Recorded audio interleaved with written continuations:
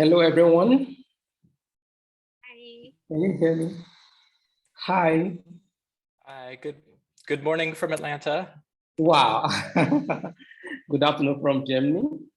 Good morning from California. Yeah, very early morning there. Yeah. Yes, it is. The things we do for scholarship. It'll be 5 And now, I guess. good afternoon from Stellenbosch. Oh, hi. You're welcome, Dr. Steve. So, Hello. thank you for joining us on this panel. And we actually waiting for the chair to join us. And before, okay, please let me quickly.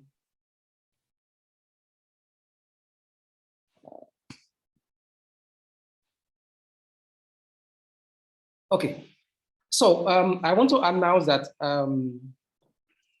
this panel is a celebratory one, and for Professor Remi Raji, and we have two panels, and this is the first one.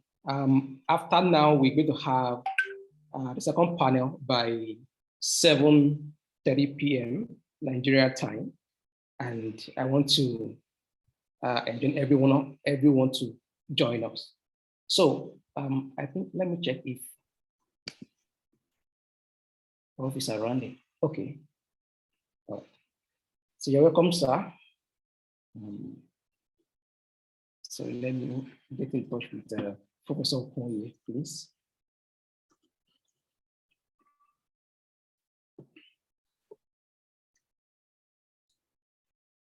Okay. Good afternoon, everybody. Hello, Good afternoon, sir. Prof. Good afternoon, Prof. Yeah, Good thank you very afternoon. much. I'm just here listening. Thank you. So we're waiting for Professor Okoye to start the session, and why? Okay.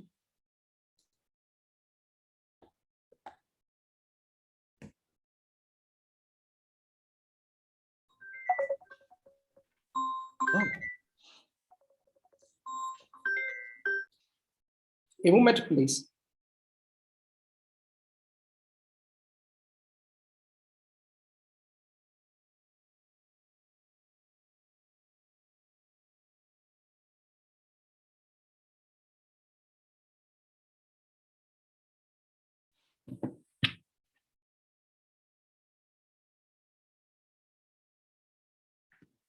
Okay, so while we wait for Professor Okoye, let me quickly go through the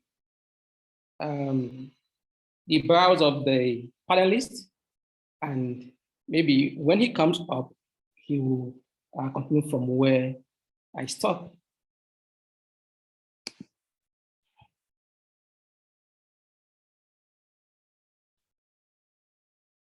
Okay, please a moment.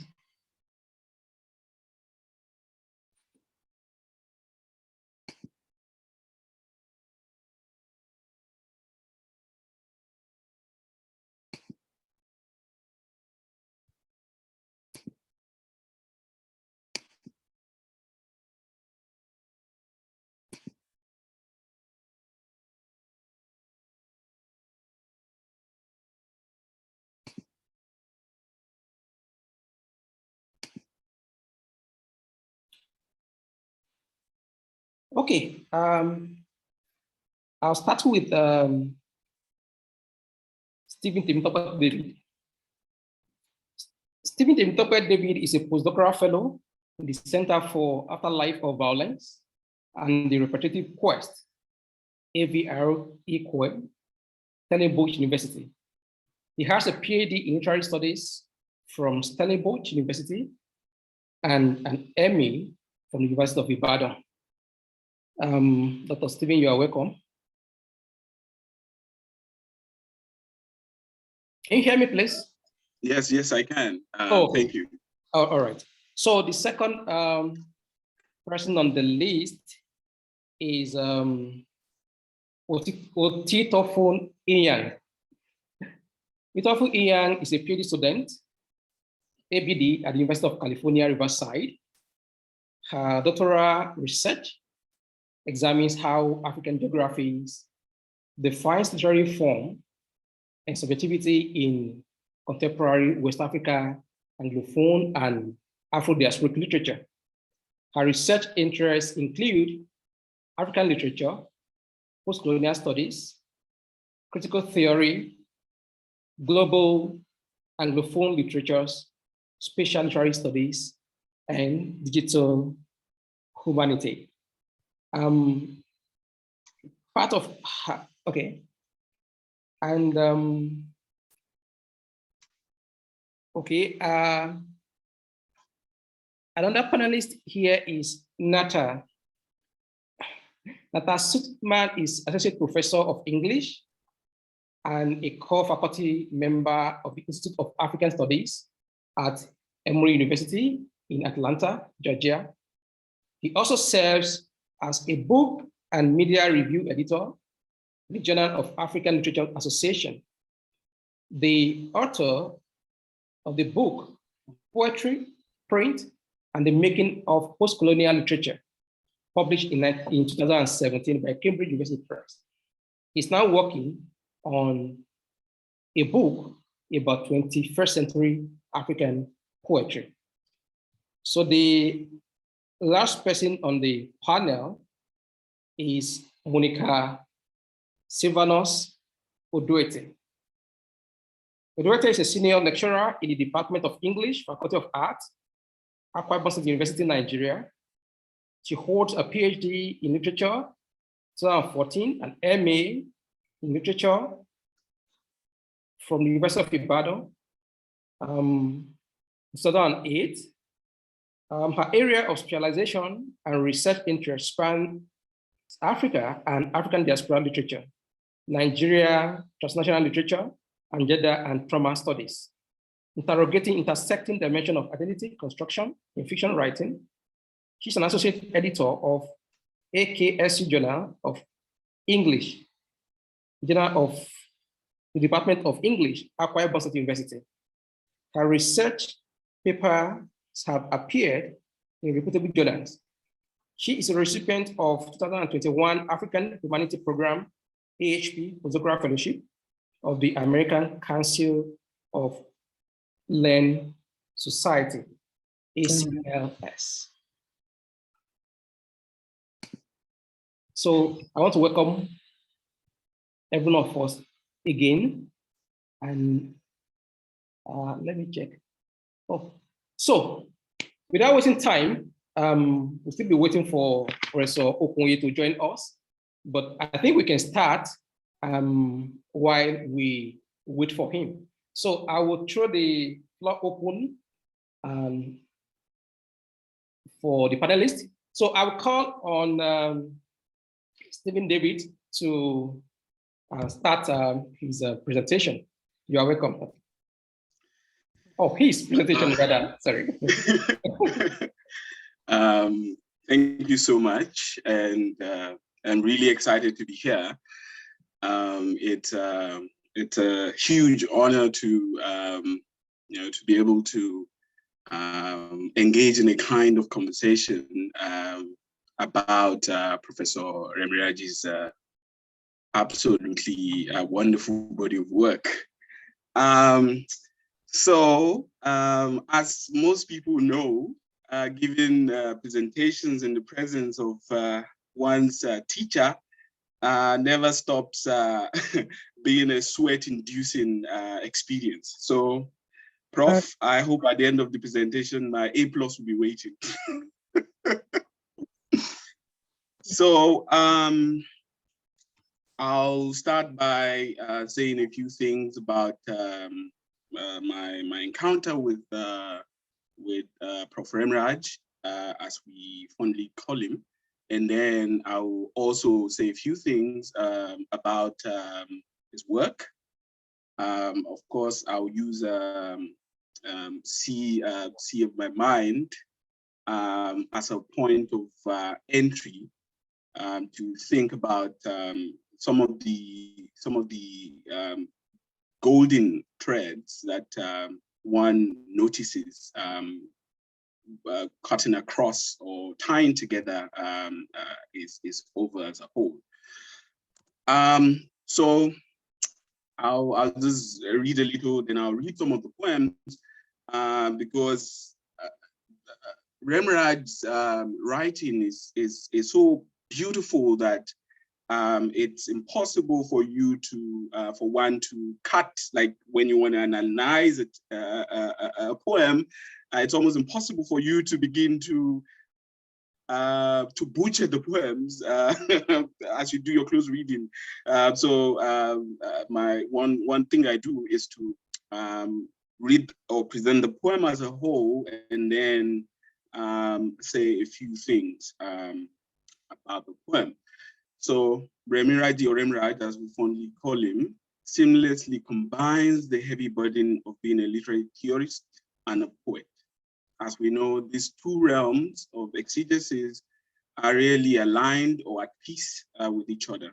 However, the marriage of both worlds is so perfect in Remi Raji's world, creative over, such that the arresting lyrical beauty which engraves its poetic lines into one's memory is also present in his critical essays. This produces a profoundly grounded hermeneutics which makes pleasurable every encounter with Remi Raji's body of work. And this is an experience that cuts across whether critical essays, creative writing. In this short talk, I want to think about a particular thread that cuts across, that cuts through and ties together Remi Raji's work. It is the idea of the poet as a wanderer, and of course, as a wanderer. So to wander and to wonder. This means movement, restlessness, and of course, a sense of wonder. Thus, the poet is a wanderer and a wanderer. And to me, the collection that best captures this sense of mobility, restlessness, and critical engagement with sociopolitical realities of the world, and of course using Nigeria as a point of entry, is Sea of My Mind, which was published in 2013. Of course, as one notices immediately from the title, one of the attributes of the sea is the constant movement and of course the restlessness, which I believe speaks to the persistent tensions that the poet grapples with on a daily or a constant basis. And of course, in typical professorial fashion, Remi Raji starts the collection by giving us a map. It provides for us in his author's note a hermeneutic map to guide us through the multiple sojourns woven together in the collection. He writes that waves, ebbs, and flows, a salient number of my words have been plucked from the tongue of rivers. Suffice to say that sea of my mind is generated from a constant dialogue with self and society. Of course, it doesn't get better than this when it comes to an author's note. And generally, I am one who starts with a bit of suspicion when I encounter an author's note. I am mostly intentional about not reading the text on the instructions, or using the instructions of the artist as a guide. But in this case, it captures the spirit of the collection so profoundly that one just has to go with it. So this constant dialogue with self and society is due to the nature of poetry, which he describes as, I quote, the empathy of vital imagery in flight, after the emotion or in pursuit of action. This already provides us with a perpetually mobile template and a flexible relationship that poetry has with emotions. It's an incomplete, messy, and transgressive conversation and perpetual encounter with reality. And I Have Been a Journey, which is one of the poems that I will read. So I made a copy of that here to just give a bit of insight into what we're talking about. So I read, I have been a journey. Some journeys are taken without traveling. Some traveling happen without journeying, forced, fated, or by volition. Our journeys are inflicted moments of departure and return, and the sojourner cannot be the same. He who goes by that name. I have been a journey. I have been a journey, sometimes pathfinder, sometimes follower. I leave the praise name of my father and his father's father, legendary sojourner, carver of 1,000 dreams, transformer of crooked woods into human forms. I have been a journey. I spend my years like the moon, patient, steady through these seasons, a walker on the road, not knowing my destination sometimes, but walking all the same towards the dream.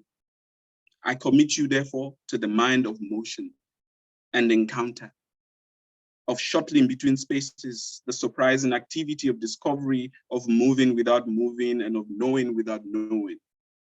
And I have been a journey. I am the pleasures and pains of leaving and returning.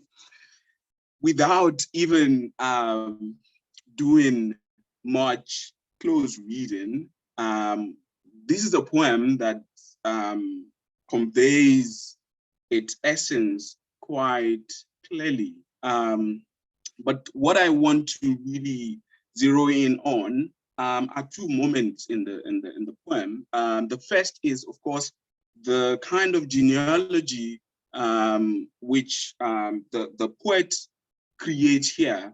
And of course, thankfully, there's a remarkable body of work that is now being done around that, you know, the way in which Remi Raji over taps from the Yoruba oral tradition and how he creates a beautiful marriage between the Western tradition and the oral tradition, in a sense, producing something completely new. So that's the first thread. And the second one, which I also want to think about, is the way in which, okay, so I think I should just read. In I Have Been a Journey, which is the first poem in the collection, we encounter the image of the poet as a wanderer and a wanderer, wandering despite the painful leaving and returning which it births isn't always a physical leave-taking. However, whether physical or psychological, the traveler or the wanderer never remains the same after the journey. This, for me, is an indication of the productive nature of the many encounters produced through the process of wandering. It is in this space of homeliness, which is produced in that moment of departure, and of course, the return that then becomes almost impossible because it is a going and coming. It is in that moment that the contours of what lies behind the real and the normal becomes legible. The dislocation which wandering eventuates produces an ecologically profound relationship with space and time. As we journey through the collection, we are also invited to inhabit these ontologically unsettling interstitial confines, you know, the strictures of society that guide the real and the idea of real and the normal. So I would also say that this zone, this space of this homely space behind what I like to call unruly ideas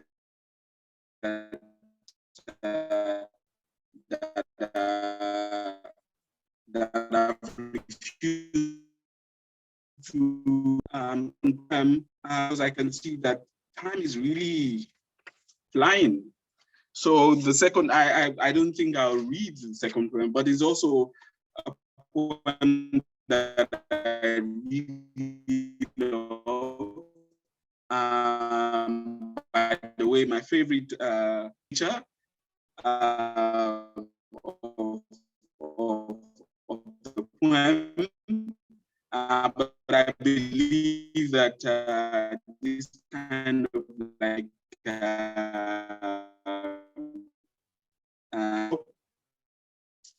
in the poet, which is also one of the poems in the collection, that comes with inhabiting this endlessly mobile and perpetually questioning space. Of course, it is easy for us as people who are military junta I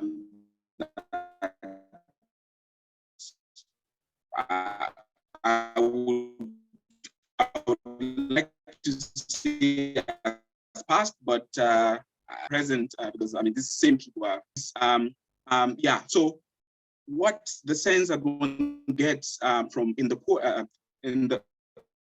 poet is that poetry, like all creative creative enterprises that are profoundly unruly in nature, in the sense that you're thinking beyond the confines of the speakable, also come with certain dangers. However, what I find really interesting about the poem is this sense of it's this positivity which comes through, regardless of the fact that the poet ends up being a haunted voice in society. I think on that note, I'll pause for now, but to just say, I think I didn't want to put this in front because I know how serious Professor Remi Raji is.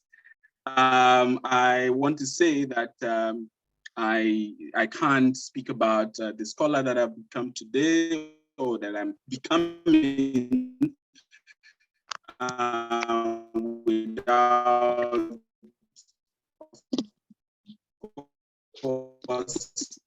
speaking about many scholars in IBA, Professor Remi Raji, and especially his theory classes, which exposed us to global debates around theory, and of course trained us to be interlocutors in very important conversations. Thank you. Yeah, thank you, Dr. Steve. I want to welcome the chair of the panel, Professor Oyini Yokunyi. You're welcome, sir. Prof, can you hear me? Yeah, thank you very much. Okay. So Yeah, the first speaker has spoken and the second speaker is getting ready. Just for 10 minutes. You're welcome, sir. Okay, I was actually going to say you should continue. I'm part of the meeting, so I think we should continue. Okay. Thank you, sir. Thank you for the honor. I will invite the second speaker, Monica Odiote. Please, you have just 10 minutes for presentation so that we can have time for engagement. Thank you. Thank you so much, sir. Good afternoon, Prof. Thank you for the privilege of being invited to be a panel like this, a celebratory panel for what you've done over the years. I should start with our experience in University of Ibadan, supervising my master's, my PhD, Thank you, Prof, for being there, for teaching me the right way and for making me who I am today. I'm so grateful. Okay, so for the key points of what we are discussing today, I'm sure Steve highlighted the major part of Prof's body of work, but I want to look at the key points of our panel, politics, prophecies, and the poetics of social conscience. And then we're looking at the man, Remi Raji, at 60. This key point, politics, prophecies, and poetics of social conscience, has Prof. Remi Raji at the center because his body of work incorporates every part of this key point. Remi Raji, as a poet involved in politics, has a keen political sense in the basic activities associated with governance, especially the Nigerian post-colonial society.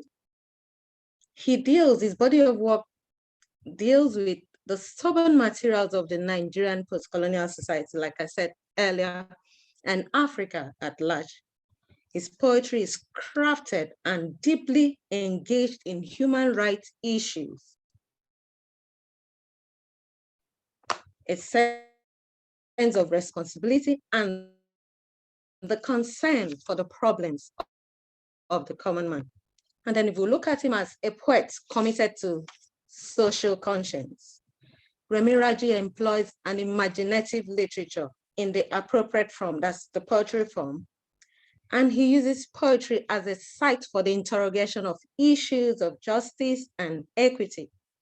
No doubt, his poems reveal that he's socially committed to the issues or the sensitive issues that disturb the Nigerian political society. That includes poor leadership and other socio-political issues. One could say that his works transcend what could be typically termed as art for art's sake, excuse me. It goes beyond that idea of the beauty of art enjoying art for what art is, and then he translates to the position of a prophet. Unlike the proverbial prophet, we know that the prophet is the one that gives a premonition. He gives a predictive information. He gives more like the medical prognosis. He tells the future with the issues in the present. So we could say Remi Raji is the proverbial prophet. He weaves words into the bare fabrics of his art in a somewhat predictive and futuristic pattern. For instance, in the prologue to Love Song for My Wasteland, the poet persona echoes, I speak not only of the past, I speak of the horizons of days to come. I carry the burden of generations in my chest, and you must listen to me and judge me later. This was written as far back as 2005. And if we look at the Nigerian political site today, we see that the issues he has raised in Love Song for My Wasteland is still a recurring thematic concern. This same prognostic pattern is evident also in the collection, The Sea of My Mind, like Stephen mentioned earlier, especially in the poem, My Country is Bereaved. The poet warns of a war that is coming, a season of attack on citizens by the same politicians devoted to positions of leadership. He says in the poem, My Country is Bereaved, it is a war addressed to the wretched by those we gave our votes freely. And then it continues later in the subsequent lines of the poem. Now is the season of blood. Children and old women maimed by fresh bullets, borrowed from foreign lands. The blood continues to flow. And that brings an image of something that does not stop. There is no pause to that idea that blood continues to flow. You read the poem and you sit back and think what happened in the Nigerian polity or the Nigerian society in 2013 when Sea of My Mind was written. And we still have similar instances in today's world. The blood continues to flow. The blood continues to flow in the different crises around. The blood continues to flow in the reports that we hear some weeks ago, church attacks. The blood continues to flow in mass murders across the country.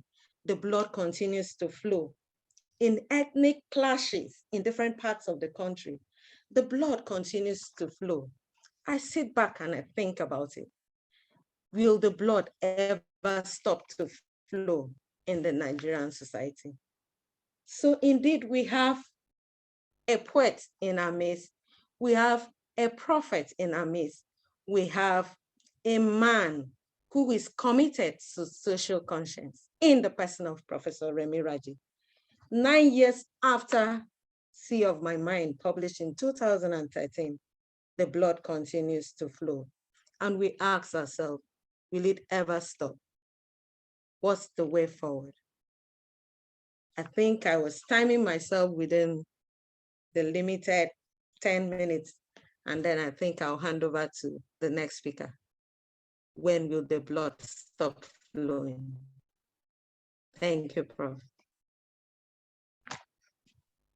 Thank you, Dr. Oduete. The next speaker will be Otitofon. The name is Otitofon Ian. Monica George Oduete. Oh, okay, thank you. So. Yeah, thank you very much, Stephen. And it's indeed a pleasure to be here on this panel and to be in conversation with scholars and creative thinkers who are focusing attention today on Professor Raji's work. I was not fortunate to be among one of Professor Raji's immediate students. I always, I remember as an undergrad in University of Rio, I always admired from afar those who had the privilege of having gone to Nigeria's premier university. However, I was a student from a distance, someone who learns by just watching the extent to which Professor Raji's scholarship just had a very incisive edge that encouraged us to think things differently. So thank you again for this opportunity. And I would just go ahead and speak directly to my paper.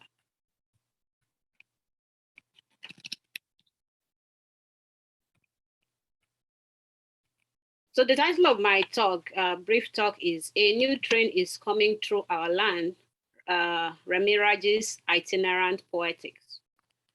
There is a new train coursing through our lands, the poet persona announces in Remi Raji's poem of the same title, published in Wanderer's Cantos in 2021.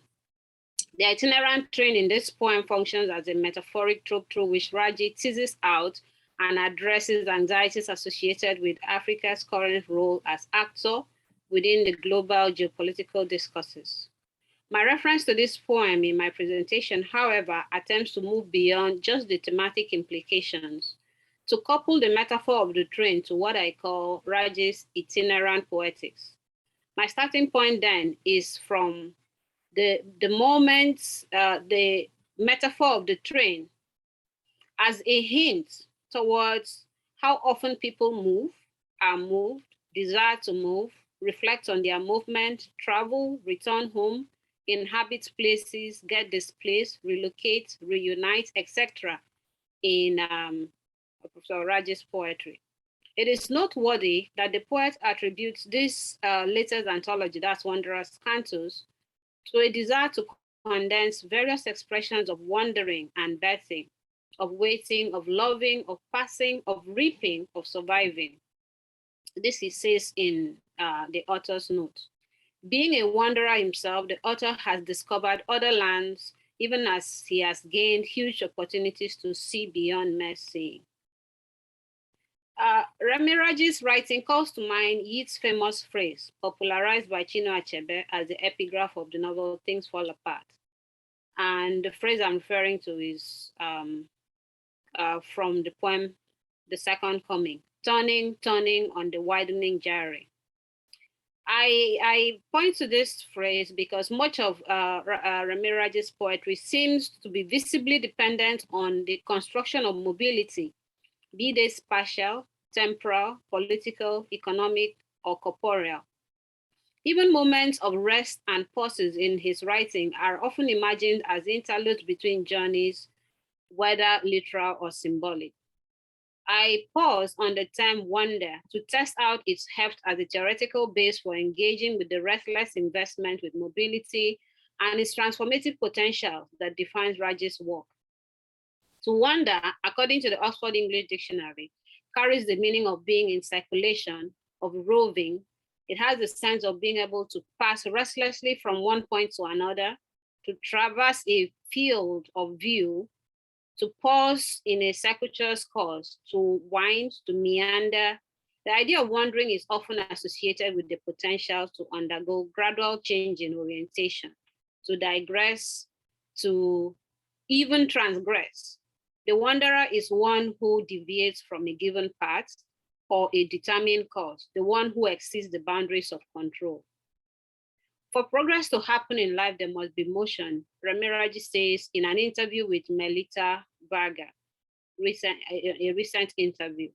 Raji's reference to the kinds of expansiveness referenced in this comment is to the kinds of expansiveness that his contact with other cultures and places and people has introduced to his writing. But I want to highlight how ideas of movement, motion, and itinerancy are in themselves discursive underpinnings that propel Raji's poetics. In his work, the preoccupation with the sensual kinesthetic experience of the moving body and the capacity of kinesthetic modes of expression to generate empathic awareness between performer and audience, writer and reader allows for the reconstitution of shared embodied experiences in ways that challenge hegemonic social ideologies. So I will now briefly focus on the implications of this kinesthetic politics with particular reference to Wanderer's Cantos. What I'm suggesting here is the positioning of kinesis and speciality as analytic tools for understanding Raji's world-making and socio-critical projects.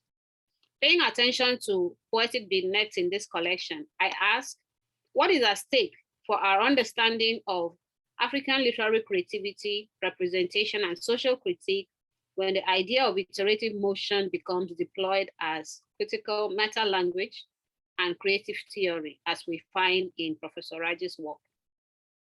In African Art in Motion, Robert Faris tells us that the idea of movement, the moving human body, is central to sub-Saharan African aesthetics. Here, the idea of the body in motion as being able to intensify the sense of aliveness that the subject exudes is what Robert Thompson is pointing to. In a similar turn of thought, the Ibibio word, for example, neck, conveys a sense of meaning that ranges from dancing to discursive convolutions. In this context, the dialogic stillness, the dialectic logic of stillness enlivened by motion is the central idea. And a similar idea is also something that you find in Chinua Achebe's work when he describes the Igbo world as a place of dynamic movement and flux. So I'm evoking all these different contexts to highlight the aesthetic mode, the intellectual energy discernible in Raji's writing that is yet to be plumbed. this focus on the enactment of kindnesses, which in my view propels Raji's work. And like the first presenter highlighted, this is something you find in collections like The Sea of My Mind and, as I argue here, Wanderer's Cantos. So in Raji's poetry, kinesthetic action provides a hinge that intersects artistic practice, social critique, and embodied forms of knowledge. And there are important stations in the collection Wanderer's Cantos where we see this. We see this in poetic content and themes. We see this in the aesthetic meta language that the anthology deploys. We also see this in the epistemological perspective that is highlighted. For example, the poem I quoted from before, A New Train is Coming Through Our Land, we see a sense of spatial traversal where the poet engages becomes this itinerant wanderer whose journeys move through the valleys and the hills, the trails of great rivers. The poet persona, and sometimes I say she because there is no reference to the gender of the poet persona, but she also has climbed mountains, she has tilted banks, and in all of these sites, the geographic itinerary of the train twists and turns, looping together a myriad of African cities. So we see Cairo to Cape Town, Kigali to Kampala, Luandu, Conakry to Nairobi. And in each of these locales, the poet protagonist sounds the warning that the new train of slavery is coming.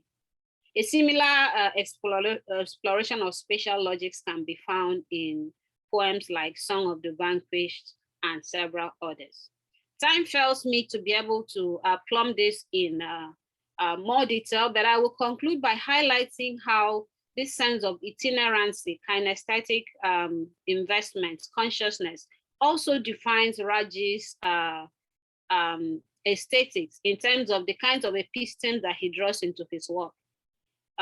Also in a recent interview, he highlighted the fact that there is a preoccupation with rivers, streams, bodies of water. And if we pay attention closely to the connection between those kinds of references and this sense of kindnesses as an animating impulse in Raji's work, then there is a whole lot to be gained from understanding the positionality of the poet in this context. I think my time is up. I will pause here and say again, thank you very much for this opportunity. It's been a pleasure.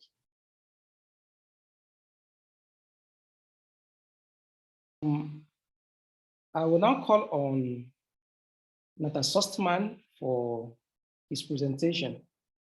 You're welcome, Nathan. Great, thank you. What a joy to be part of these panels in honor of Professor Remi Raji and to hear these wonderful papers from my co-panelists. I'm a little bashful to be going last here. So I was very fortunate to make Prof's acquaintance when I was a PhD student. I'd become a little bit obsessed with the Mbari generation of poets, Okibo, Clark, Shoenka, and eventually became clear that if I was going to pursue that interest seriously, I would have to do some research in Ibadan. And in a happy turn of fate, one of my graduate school professors, Professor Kamari Clark, suggested that I reach out to one Professor Raji Oyelade, who was the head of the English department at UI at that time. And from his helpful response to my initial email and patience with my naive questions and helping me navigate all kinds of paperwork just for some weeks of research, I mean, I really couldn't have asked for a more able host. Although at some point in that first visit, I wound up ill at University College Hospital, and I wondered if Professor Raji might have been ruining the day that he agreed to sponsor this North American student. So personally, I want to appreciate his willingness to do so, and I really see that as foundational for anything that I've been able to contribute to the study of Nigerian literature. But I also appreciate that this often unglamorous labor of supporting younger scholars and writers and students is really a hallmark of his career.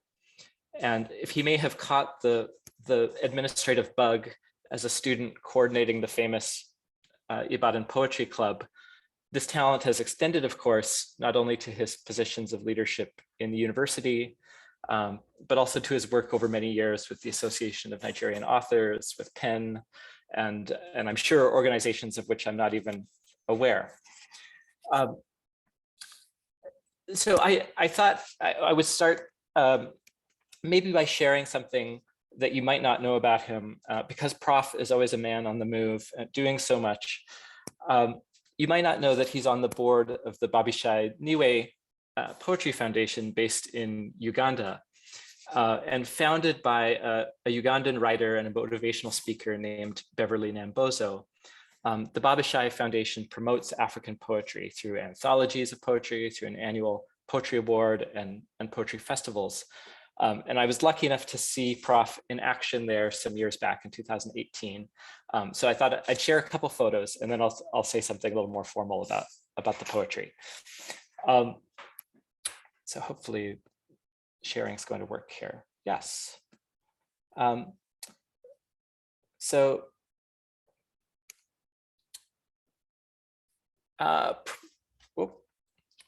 Prof, along with the other members of the festival, we made our way east from Kampala across the Nile River to the mountains of eastern Uganda by the Kenyan border. This really amazing view. And you can see him here as a fireside raconteur, as a mentor to the other poets there, and someone who's really, I think, at ease in so many different situations. He also served as the chair of judges for the annual poetry award there. And so this is Prof with, on the left, Mariel Awendit, the winner, who's the first winner from South Sudan. On the right, the third place winner from Uganda. And this is, again, just one of these many labors that Prof seems to do so effortlessly, choosing out of more than 1,000 submissions, really remarkable poem by Awendit. And I'm told that this winning poet has since published something like 3 collections. So Prof really knows a good one when he sees it. So what of Remi Raji, the poet? In an interview with Sule Egya, published back in 2007, he declares, "All great and influential poets connect their imagination to the land, real or imagined, in most cases real and chosen. As a writer, I'm grounded in the politics of a country which I call my land. Ignoring the constant urge to respond to that politics makes me vulnerable as a river without a source." And that connection and grounding to the land is apparent in the first collection of his that I read, Love Song for My Wasteland, which has already been mentioned, a work of choreo poetry from 2005 that I understand has since been staged at UI, and I'm so curious about that. Of course, there are the allusions in the title of Love Song for My Wasteland to T.S. Eliot's Love Song for J. Alfred Prufrock, to The Wasteland, which is in its centennial year today, this year. And Raji shares a concern with Eliot for the social and spiritual disintegration of the land, and an anticipation perhaps of the healing rains to come. But Eliot is also not the end of the story. Raji draws epigraphs from, which is to say that he chooses as his ancestors poets from Mozambique and Poland, China and Chile, as well as Nigeria. And the river of his imagination has sources in many lands. So Prophecies is one of the watchwords for these panels. And revisiting Sea of My Mind, I was astonished to be reminded that a decade ago, he had written about Ukraine, which is so much in the news these days. And I was afraid for a moment that Stephen was going to talk about this poem, but he chose other ones. Ukrainian is also one of the languages into which his poems have been translated. And last month, Prof shared on Facebook an essay that his Ukrainian translator, Hanna Janowska, published back in 2011, in which she observed of Raji's writing, "Some poems in Ukrainian translation turn out to be a terribly vivid reflection of some of our own historical situations." So there's this very interesting sort of comparative perspective on the politics of both countries. But I wanted to turn to this poem, to Ukrainian Day, a train poem. And we've also heard about trains from the Titaphone Inyang's paper. So we can see these motifs sort of building. The left-hand page is in an ingenious mirrored form that seems to reflect a journey by train eastward and then westward. The moon, red as the tiger's eye, now seems an ominous prophecy of war. And then the right-hand page is a kind of envoy or afterword to the mirror. So if you'll forgive me for reciting your poem, Prof. Ukrainian Day, a train poem. The morning moon, red as the tiger's eye, followed us through the huge pine fingers of the forest. From Lviv to Kiev, in 3 tender days, I conquered your Cyrillic beauty, timid to claim your tongue. I learned too to speak in slow motion. You are the unforgettable breath of the Poltva, the rocks and the chiseled stones. The chiseled rocks and the stones of the Poltva. You are the unforgettable breath in slow motion. I learned too to speak, timid to claim your tongue. I conquered your Cyrillic beauty in 3 tender days, from Kiev to Lviv.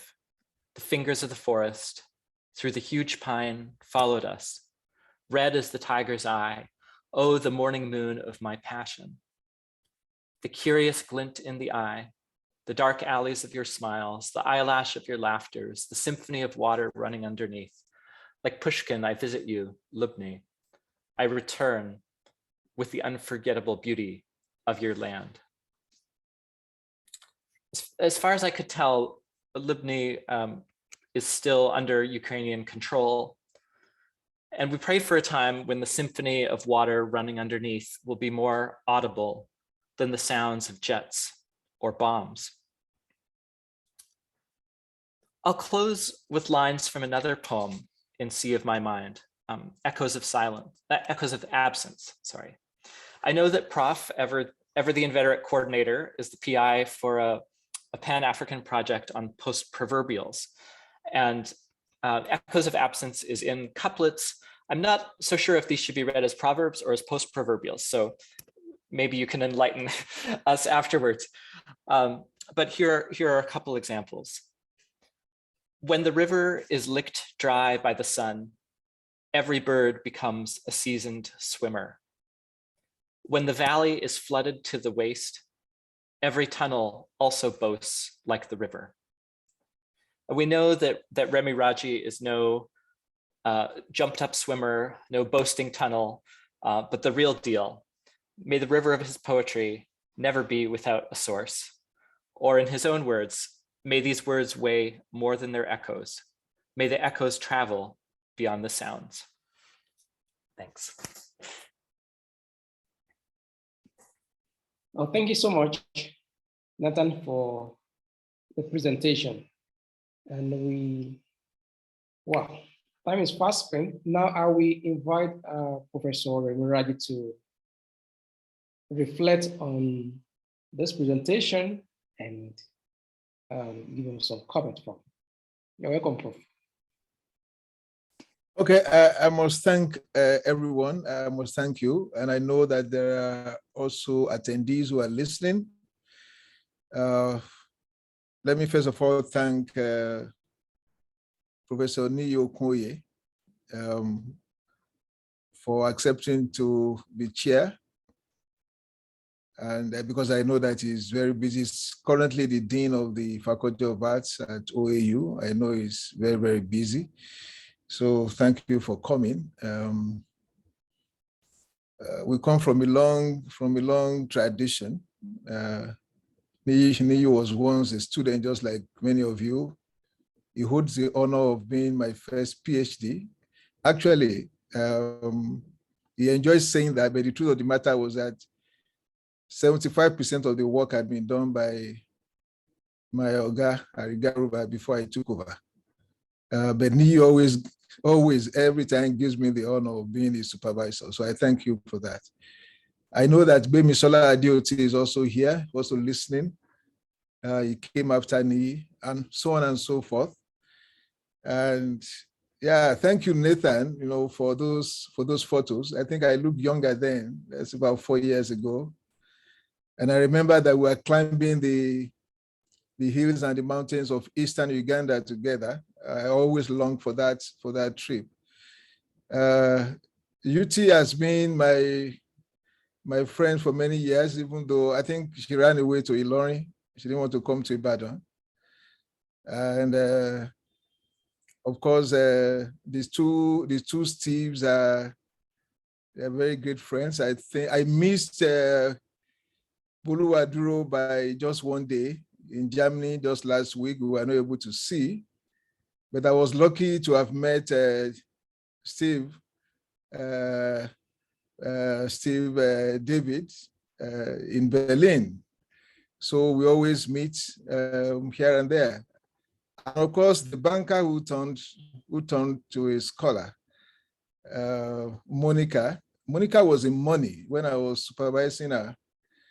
And she ran away from money and got into books. As my people, I don't know how to translate that into English. There are people who count books, there are people who count money. I think Monica has been very well in that, counting both books and money.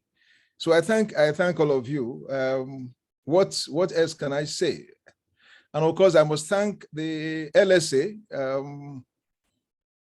We know the politics of survivor, the politics of scholarship in Nigeria, particularly.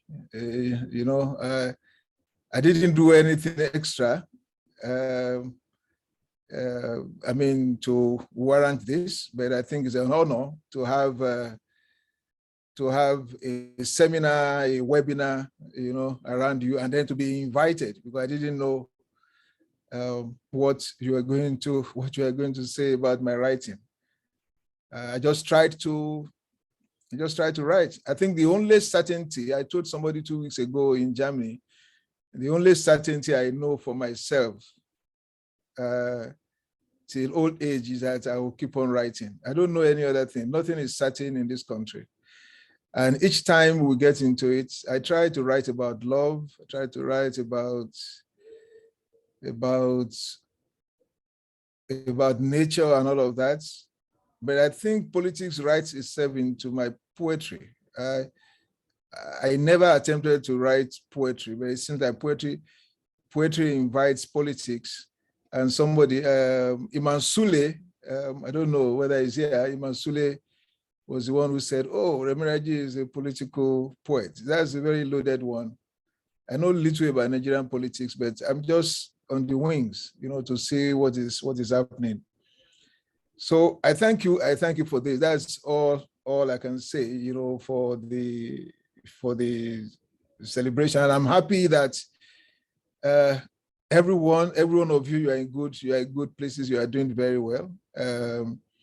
When Steve started this coup de grace right in front of my eyes, was asking for names and names and names, and I said, who is going to be in Nigeria or outside of Nigeria is going to write or speak about Remi Raji? I think from what you have presented today, from the beat I can garner, I think there's something about history that always haunts us. Even if you don't want to be part of it, it has a way of pushing us on to be there willy-nilly. So I'm doing history in my own imaginative way, to keep things together. When 3 weeks ago, I was asked the question about the running theme. Why do I use images of river, synonyms, metaphors of river, of sea, and all of that? It dawned upon me that I seem so. I come from an area where I was born not too far away from River Kudeti. And it seems like rivers have always been there. And it's really natural that you write more in a more open and a more transparent way without any attempt to embellish that which comes to you very easily.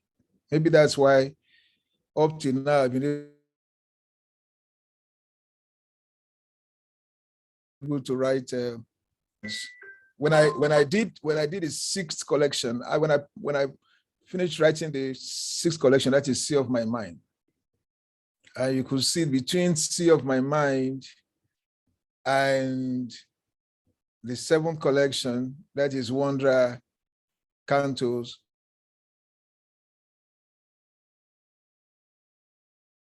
that's a huge time. I stayed over 7 years, before going to the board to write the next collection since 1997. But I stopped almost practically, as if poetry does not matter again. I am one who believes that poetry matters, in the things that we do. It is the breath of our life. It is the way by which we express our presence, and we try to show that we mean. We bring significance to the meaning of our lives. But it seems for my country, it seems that nobody reads poetry except scholars like you. And poems do not shoot guns. Poems do not detonate. Poems do not create revolution. So I was thinking of ways by which words will mean more than what we put down. But of course, I realized that I still have to go back, to that line. And in the course of writing, I had to fight for my life to be able to write this seventh collection. Of course, nobody has talked about it. I'm here, as the Nigerians say, I'm here by the grace of God, because nobody thought I would already be given up for dead, December 11, 2020. And so it seems that I came back in order to complete that seventh collection. And 7 for me is very symbolic. UT has taken one poem from that collection. It is one collection that I want to read myself when I really have the time. It's one collection that I want to read. So history has a way of catching up with us. I engage in politics, but I'm a very political neophyte when it comes to Nigerian politics. I engage with issues of morality, ethics, and all of that. But now, I don't know when, at a point when I became known as a prophet. Because the term in Nigerian parlance, being a prophet means that you have to be rich, you have to be flying private jet, you have to have a huge army, followers in the church. But I do not have any. I do not have a battalion. I only have a battalion of words. So I always think that maybe like Okibo, our patron saint, maybe I'm less of a prophet. I'm more like somebody who has a certain, maybe I would call it a gift for prescience. Prescience, but not prophecy. But now people say prophet, prophet, prophet. And when I say something, it's like, even people now consult me. I don't know. The other part that maybe Nathan doesn't know, people consult me now about what is going to be the score between Manchester United and Manchester City. I can predict, the score even before the match is ended. So yeah, poetry allows us to create, to invent a word of our own, the way we want the word to be. And I hope that, beyond poetry being beautiful, poetry being in the service of man, I hope that there will be more acolytes who would know that poetry does matter and it can change a lot of things for us in our country and beyond. So I thank you once again, and I look forward to the second panel. Thank you. Thank you, Prof. Thank you so much for the reflection. I want to invite Professor Willie for some discussion. Prof.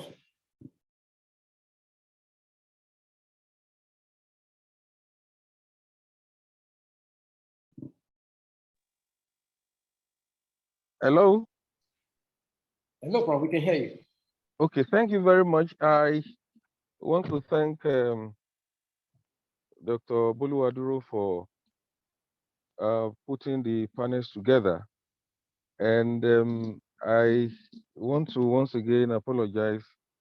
You know, I came to Ibadan with all my gadgets, saying, you know, I will be able to access internet anywhere and all that. And I'd assumed that the panel was the one for, I don't know what really happened. I printed everything out and all that. So until you now told me, I'm actually attending another conference uh, at the University of Ibadan. Now, well, I've discovered that somehow I haven't written anything on the poetry of Remi Raji. Now that's the poet. Ade Remi Raji Oyelade is the scholar. And we don't have a lot of people that have, you know, what you can call, do I call that dual identity or so? But I mean, you are a writer, so you have a pen name, and then you have your regular name. And it's not because I don't have things to say. In actual fact, my opinion is that if I'm asked to select 3 of the third generation Nigerian poets, deserving a book-length study, it will be one of them. And I actually gave thought to doing a book. I have a lot of respect for these poets. Remi Raji, Ologwibe, and Ogaga Ifowodo. And this has to do with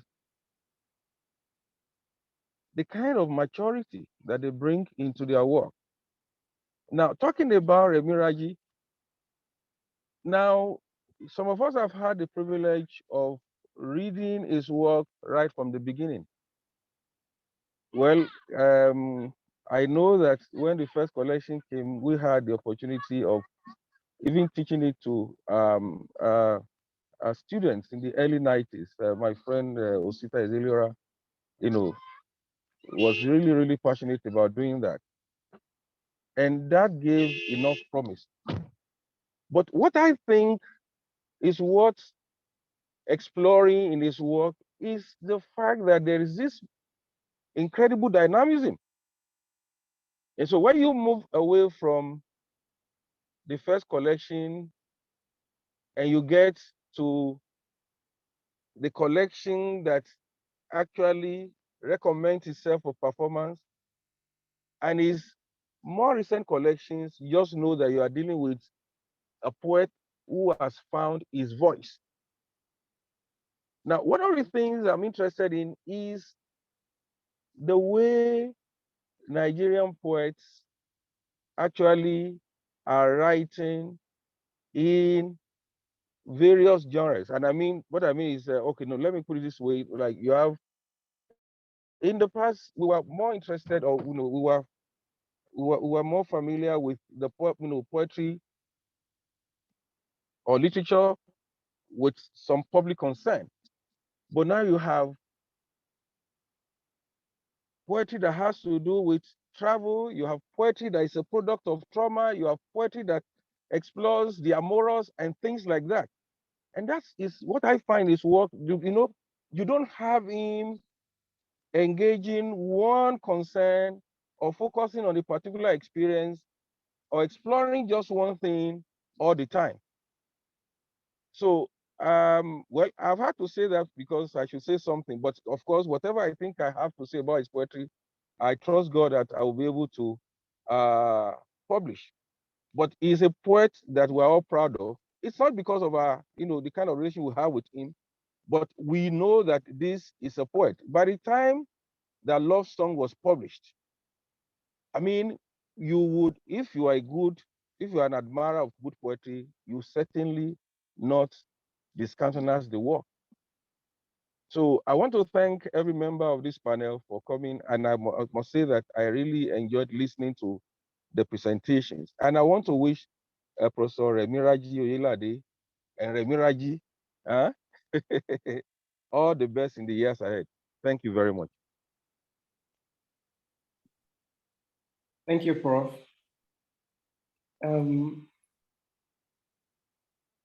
I want to invite Professor Gunsola Adeoti. Prof, can you hear me?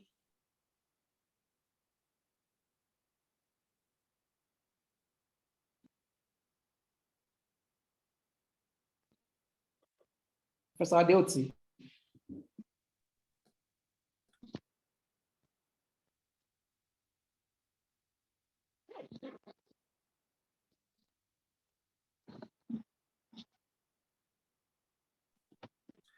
I think he may not be able to contribute from the attendee side because of the webinar format. Oh, okay. Let me speak with a Secretariat. Can you please unmute Professor Adeoti? Okay. Hello. Hello. Hello. Yeah, can you hear me? Yes, we can hear you, Prof. Yeah, thanks so much. I just stepped out of a conference on African literature at the University of Ibadan. Let me start by commending the organizer, Stephen Bolu Aduro, for putting this together. I mean, it's quite thoughtful, and I want to congratulate our poet and, of course, our mentor, Professor Remi Raji. The presenters have done justice to various dimensions in the multi-layered poetry of Remi Raji. For me, is one of the current generation of Nigerian poets whose work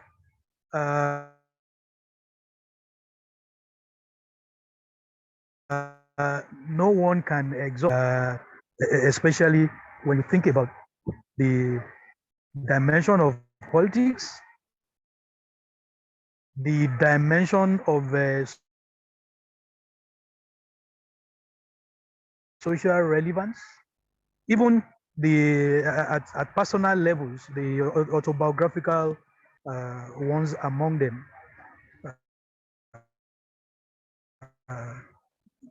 They are quite interesting.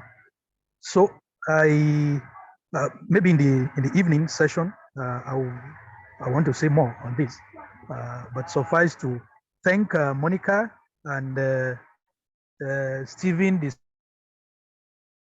second for their presentation, and also the other presenter. I find it difficult to pronounce the name, but quite incisive in the presentation. So thank you very much for inviting me to be part of this. Thank you, Prof. We appreciate you. And we look forward to your own panel in the evening by 7:30. Yeah. Yeah, I think Professor, I can say Professor Akin Odebun, maybe who want to say something. So can you unmute Professor Akin Odebun?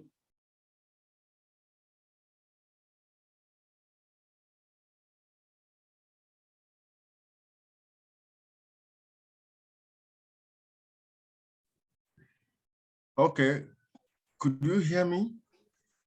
We can hear you, Prof. Thank you very much, Steve, for this opportunity. I never thought I would be able to say a word, but I do know how you really got me, Well, I would say that, Oga, I won't address him as Remi Raji. You are in literature, and so you can address him as Remi Raji. That is too big a name for me to address directly. It's just the boss, it's just the boss. And, but I have some interest in literature, and I read a number of his poems, and I'm always fascinated by the way he uses idioms, his own idiolect, in a way that you really wonder where he gets that power from. It's not really common. Oga is not difficult, it's not simple. That's the interesting thing about it. And, at the point you want to see a similarity between the way you write and between the way Professor Shudari writes, but, you still see the distinction in the way Oga writes. He has that command. I guess it's because he has a lot of interaction with the local environment, because he has interacted very well with the community where he grew up from. And also because now he's a chief anyway. He's a local chieftain. And so, he has that control, and you will see that feel. And I told him this morning, he sent me a reminder, and I told him I will have to be there because we are proud of him. When you remember that Professor Remi Raji is from the Department of English, University of Ibadan, you are very happy, you are very proud that you have a giant from that department. And of course, we have a long line of them, but he's the only one that is standing now, and we are very proud of him. Because I never planned to talk, and I would not like to take a lot of your time. I think I will only say, it's been a good job you have done. I listened to the presentations. At the point I had trouble with my internet, so I was out. I came back, and now I was able to still listen to one or two persons talk, and it's really fantastic. Steve, we are very proud of you. We are very happy that we have all these big men and women here. Nathan was with us in 2017, I think, or 2018. You made a presentation at the Faculty of Arts, very beautiful presentation. Then we had some interaction, but ever since we have not met.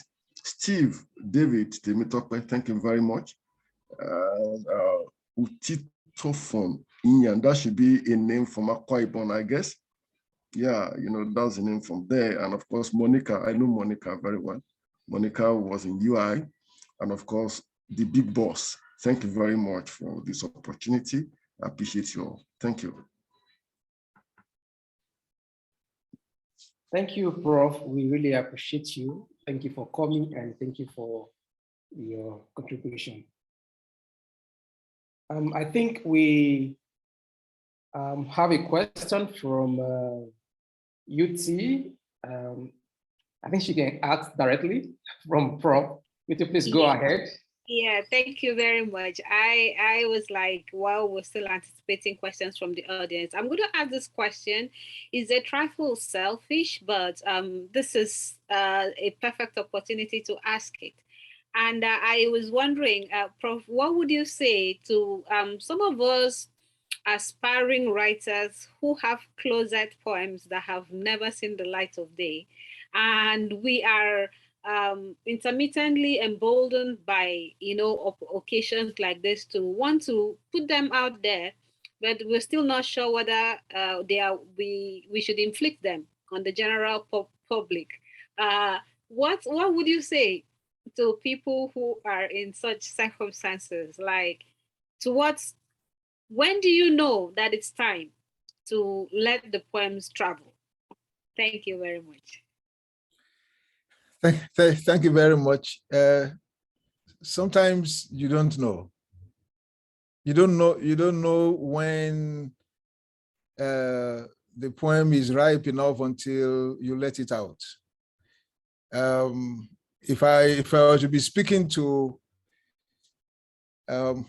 maybe undergraduates or maybe second-year students of creative writing in my class, what I would tell them is you have to write as if you are speaking to yourself first, and then you write as if you are speaking to others, and then you share it with a group that must be, I mean, we have lost that tradition here, at least in Nigeria. I know that over there you have, but also people are still so individualistic that they don't want to share their ideas. But there should be like reading groups, you know. It is through reading groups, the kind of thing that we did for Poetry Club Thursday people, that you have out of 5 people, once you have 2, not even 3, once you have 2 people who express interest and who commend you. I am particularly suspicious of commendation. Maybe I should tell you this. It is only when somebody says you have, the person who actually made me to keep on writing was someone who criticized my work, who said, why is he writing trash? Maybe Niyo Koye will know. I don't know if any one of you has come across. Nathan, who has been doing a lot of research on African Nigerian poetry, will probably know the name Afam Ake. Afam Ake was the one who looked at my poetry when he thought I wasn't there. He didn't know I was a poet. We usually paste our poems on the notice board, and then say, oh, these first 2 or 3 lines are good, but everything is trash. This person is not writing poetry. So I told him, I said, I'm the author. And then we became friends and we were sharing works together. You need a sparring reading and writing partner. And after that, you don't wait. Once you have enough, once you are sure of yourself, you leave the decision to the reading public. I shared a story. I don't know whether it was with Steve Boluwadro or somebody else. About 2 weeks ago, Olayombo, I'm surprised that she's not here. My first daughter has some kind of story, and then she sent it out, and my colleagues, including Akin Odebumi, who just spoke, were commending me, and I said, she's really not sure of herself. Very timid. You can't be timid when it comes to expressing yourself. This is something that a short story or story that should have come out 2 or 3 years ago. You're just bringing it out, and then don't wait for the commendation. Wait for the criticism. And I'm sure you know that the other part of it, publishing itself, is now democratized. You don't have to wait for the standard publisher to get your work published. So just have an audience. Don't be timid, and don't wait for that pat on the back. There are so many poets on Facebook. Once you have written 4 or 5 lines, everybody says, oh, you have 1,000 likes. That does not make you a poet. It's better for you to have 1,000 dislikes, even when you are confident. That makes you the poet. Thank you. Thank you, Prof. We have 5 minutes more to go. And I want to ask if anybody still have a question to ask from Prof. Oh, okay. Then somebody is raising up.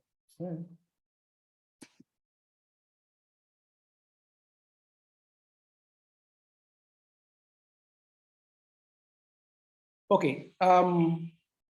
Okay, Falajimi, please go ahead. Yes, thank you. Pelumi Falajimi is the name. I actually raised my hand and then I put it down because I was timid. I was not confident enough to say, yeah, I want to talk. But I just decided to to be courageous. Of course, aware that Professor Remi Raji trained Professor Gbemisola Adeoti, but I didn't know that he was also the one that supervised of course, that completed the supervision of the current dean of my faculty, who often talks about Harigaruba, Harigaruba, Harigaruba. I didn't know that it was Professor Raji that eventually completed the supervision of his PhD thesis. So I just want to celebrate Professor Raji for his success. He trained those who trained me. So I'm an intellectual grandson to him. I just want to celebrate his success. Yeah. No, thank you. Thank you. I got to know for the first time today that you actually wrote about Ukraine. When you were writing, obviously you didn't know that the cities you were writing about will eventually be attacked by Russia, but now it's a reality. Thank you for your contributions. Of course, I know that you trained James Yekutu, who is also a professor in the United States today, and a lot of others. I just want to celebrate your success. Just yesterday, I was thinking about you. I was actually reluctant to talk, but since I'm talking already, yesterday I was thinking about you. It's something to be a scholar or a writer, and it's another thing to be a human being who nurtures relationships. I believe in relationships, and I believe we should nurture relationships. What if you are a brilliant scholar, you are doing well in your job, but you have a very bad attitude, going into conflict with different people, fighting people whom you are supposed to be supporting, who are supposed to be looking up to you as a leader? You are fighting them, destroying them, forcing humble and respectful people to respond to you. So it's something to be a scholar. It's another thing to be a human being, to nurture relationships. And I observed that Professor Remi Raji does well in the two aspects. I just want to thank you. Dipo Oyeleye is my friend. He talks about you a lot. He said you supervised his thesis on Facebook. I don't know how that happened. He said he used to interact with you on Facebook throughout his undergraduate studies, and through that medium, you're able to supervise his work. Thank you for your multiple contributions. Of course, your close friend, he told me he was your very close friend, happens to be my teacher. I don't have to mention his name. His name is Raji, like you. I just want to celebrate you. Thank you for your success. Thank you. Thank you, Pelumi Folajimi. We appreciate your comment and your commendation. Thank you so much. I want to quickly announce that another session is coming up by 7:30 this evening, and I want to invite every one of us to be a part of this celebration, and I trust that you all be there. Okay, Professor Oyeni Okwe, do you still have anything to say before we close this session?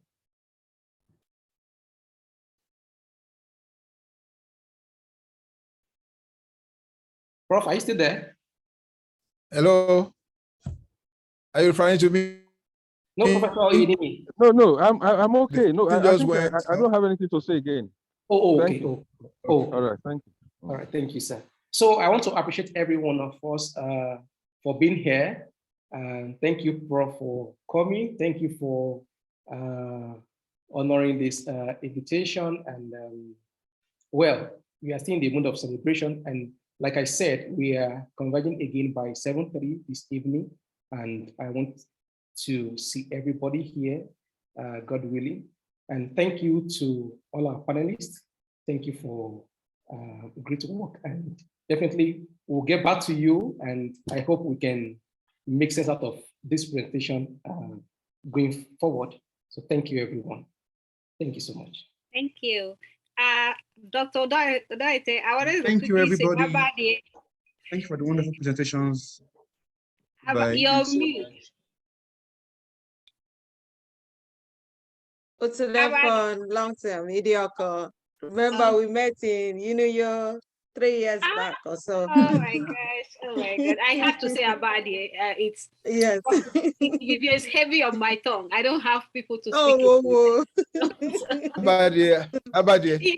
Mediocre, prof. So Okay. them all. Thank you. Thank you, sir. Thank you. Okay. See you later. All right, Bye. sir. All right. See you, sir. All right. See you.